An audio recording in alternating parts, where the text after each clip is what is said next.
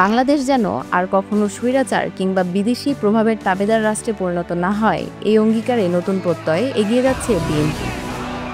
দলটির ভারপ্রাপ্ত চেয়ারম্যান তারেক রহমান বলেন, জনগণই হবে সব ক্ষমতার মালিক।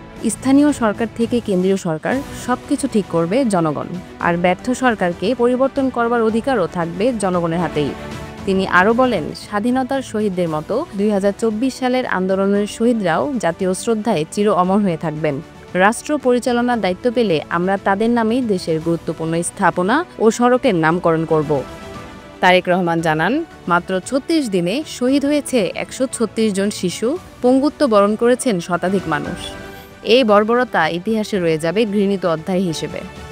তিনি বলেন, ৭১-এর স্বাধীনতা, ৯০-এর স্বৈরাচার বিরোধী আন্দোলন আর ২০২৪-এর ফ্যাসিবাদ বিরোধী সংগ্রাম সবই জনগণের অধিকার প্রতিষ্ঠার লড়াই। এবার সময় এসেছে আধুনিক গণতান্ত্রিক বাংলাদেশ গড়ার।